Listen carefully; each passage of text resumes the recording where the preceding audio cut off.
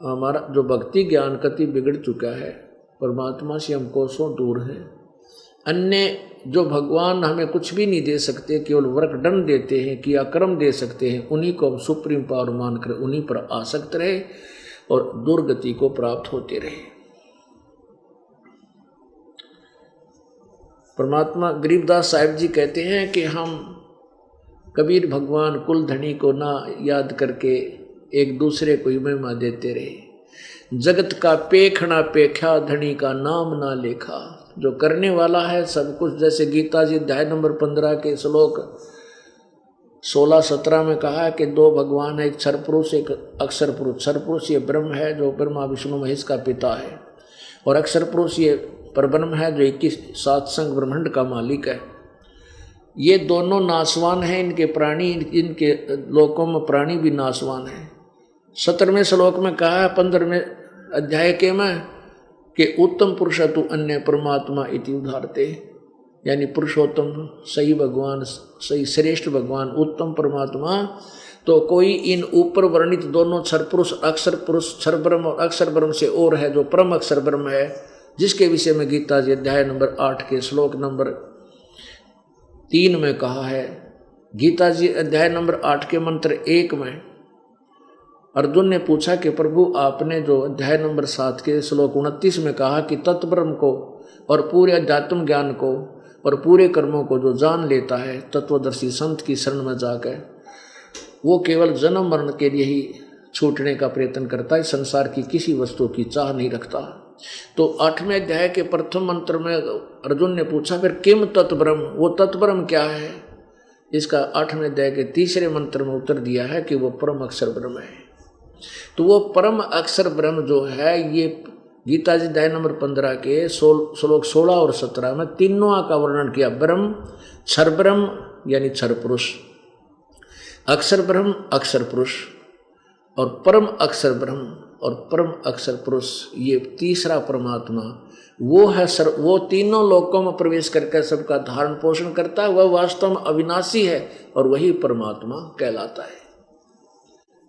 अब आपको थोड़ी सी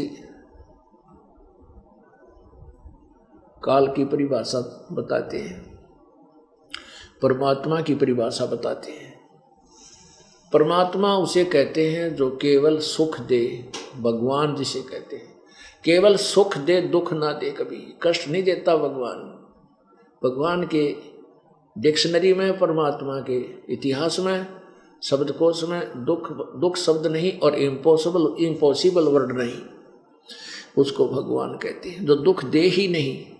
तो ऐसे हम, जैसे ये काल भी भगवान कहलाता है, दंत कथा लोक वेद के आधार से कहते हैं मुल्ला माया मग में बैठी हंसा चुन चुन खाई, ये ज्योत स्वरूपी कहे निरंजन में ही करता वाई।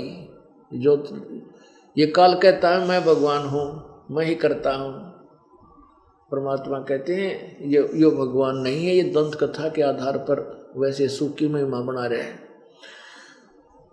अब यहाँ देखो इस पृथ्वी के ऊपर ये काल है ज्योति निरंजन, यानी क्षर पुरुष ब्रह्म जिसे कहते हैं, ये काल है और 21 ब्रह्मांड का मालिक है। उन 21 ब्रह्मांडों में से एक ब्रह्मांड में हम यहाँ फंसे हुए हैं इसके जाल में, और इसके तीनों पुत्र रजगुण ब्रह्मा, सतगुण विष्णु, तमगुण शिव जी हमें यहाँ पर उलझाए बैठे हैं, और हम इन्हीं के को भगवान मानकर इन्हीं पर आश्रित होकर काल के ही जाल में इसी का आहार बने हुए। अब जैसे परमात्मा की परिभाषा बताते हैं कि परमात्मा वास्तव में भगवान यानी परमात्मा यही कहलाता है। जैसे कसाई बकरे पालता है, उन बकरों के लिए वो पूरी व्यवस्था करता है, जिसकी प्रतिदिन की 10 या 15, 5-10 बकरों की सेल है, तो वो कम से कम सैकड़ों की संख्या में 500-400 बकरे पालता है, और उनके लिए अलग से एक स्थान बनाता है, चारों तरफ उसका डिफेंस करता है, बाड़ बनाता है, और बहुत बड़ा चरागाह उनके लिए तैयार करता है, एक सरोवर तालाब बनाता है उनके लिए, ऊपर जो है छाया करता है कोई शेड डाल कर या झोंपड़ी डालकर। तो जब वो बकरों के पास कसाई आता है, बकरे उसको अपना भगवान मानते हैं कि देखो इसने हमारी कितनी सुविधा, हमें कितनी सुविधा दिए हुए है, तालाब पानी का कितना अच्छा बना रखा है, कितने अच्छे चरागाह हैं और कैसे हमारे लिए छाया बना रखी है, रोज आकर के हमें प्यार देता है, ऐसे ऐसे करता है। तो वो बकरे क्या करते हैं, उसको अपना दयालु मालिक मान के कसाई को प्यार देते हैं, ऐसे ऊपर न पैर उठा कर उसको प्यार देते, सीने से लगाना चाहते हैं, उसके ऊपर ऐसे पंजाली डाल देते हैं। और जब वो देखता है, उनको हाथ से छूता है, वो तो ऐसे चाटते हैं उसको प्यार से, वो बकरियां अपना प्यारा मालिक मान के कि हमारी कितनी देख रेख करता है।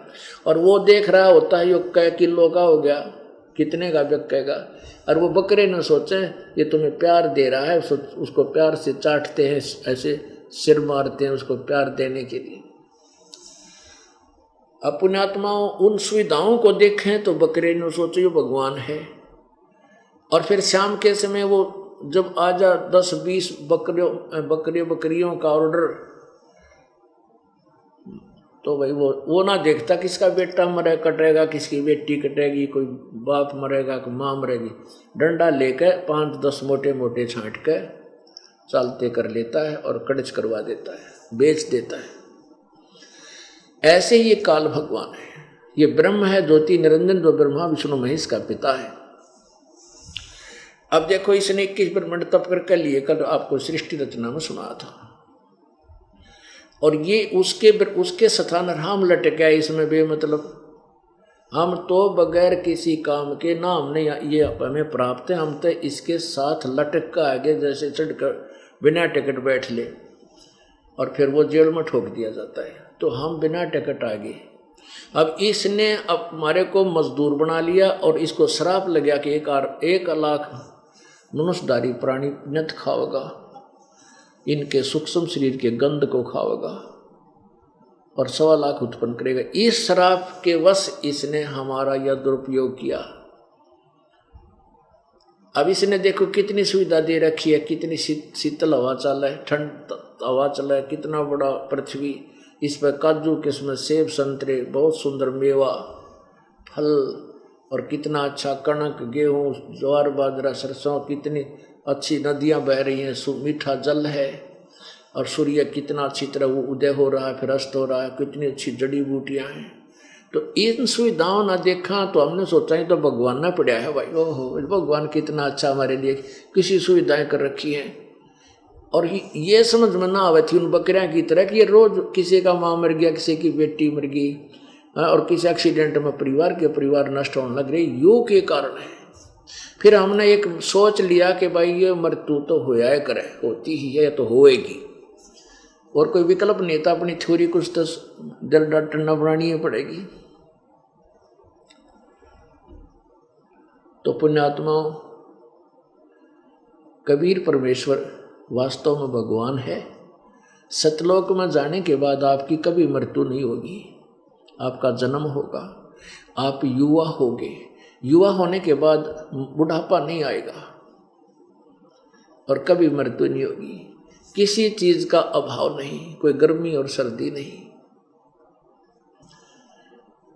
और ना कोई टेंशन ना रोग। शरीर ऐसा होगा जिसमें रोग होता ही नहीं, वो स्थान ऐसा है जहाँ पर रोग होता ही नहीं, और बहुत ही अच्छा वहाँ पर फल फ्रूट सदाबहार बाग हैं, झरने कल कल करके बह रहे हैं, बहुत सुंदर अमृत जल की दरियाएं बह रही हैं, दूधों की दरियाएं नदियां बह रही हैं जो कभी सूखती नहीं, समाप्त नहीं होता। हम उस लोक के वासी थे, हम वहाँ के रहने वाले थे।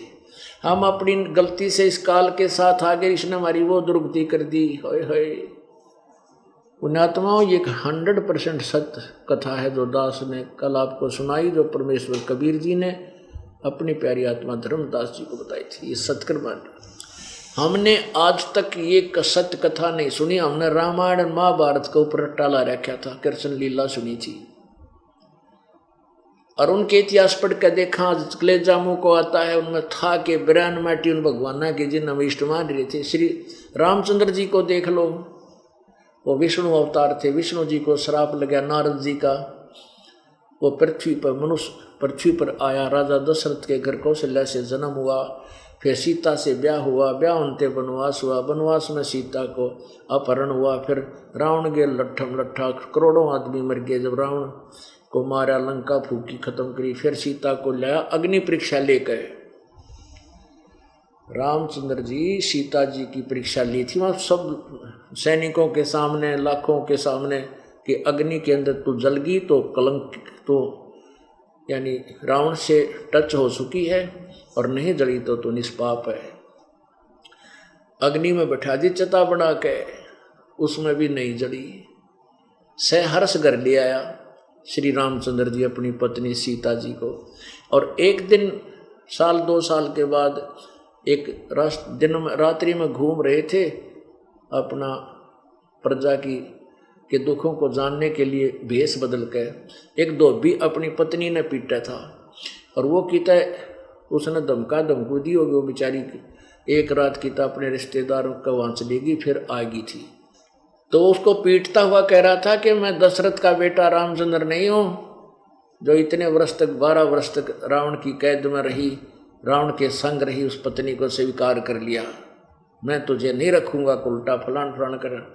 तो रामचंद्र जी ने वह बात सुन ली, आते ही अपनी पत्नी निकाल दी कि मैं दुनिया की निंदा नहीं सुन सकता। बताइए, भगवान भी कौन से दृष्टिकोण तो माना ही नहीं। भगवान जब लाखों लोगों के सामने परीक्षा ले ली अपनी पत्नी की, अग्नि इसमें भी नहीं जली, इसी निष्पाप पत्नी को, और एक मूर्ख व्यक्ति के कहने से, बकवादी के कहने से, और उसको कलंकित मान के घर से निकाल दिया। पत्नी कहाँ, वहां जाकर गर्भवती पत्नी को और निकाल देना, कालजा पाट जा जो मानस होता है। अब तेरा एक जनसाधारण भी नहीं कर सकता इसे जुल्म को। तो यूं भी नहीं सोचा कित मरेगी, कौन इसका के दुर्गति करेगा तो जनता इसकी, कहाँ ये बच्चे न पालेगी, कैसे पोषण करेगी इसका जो गर्भ होगा। वो तो महर्षि वाल्मीकि भले पुरुष थे, उन्होंने अपनी बेटी की तरह रखा, वहाँ उनके लड़के ने जन्म लिया। और फिर एक वो अलग कहानी है। कहने का भाव ये है कि बच्चे कहाँ, और रामचंद्र जी राजा अयोध्या के राजा कहते पृथ्वी का राजा बन जा, जो खुद कीतर बालक की तो बहुत महादुखी प्राणी होता है। तो पुण्यात्माओं, अंत क्या हुआ श्री रामचंद्र जी का, अपने पुत्रों से पराजित होकर के आकर के फिर सरयू नदी में शरीर छलांग लगा दी, वहां से अपना जीवन अंत किया।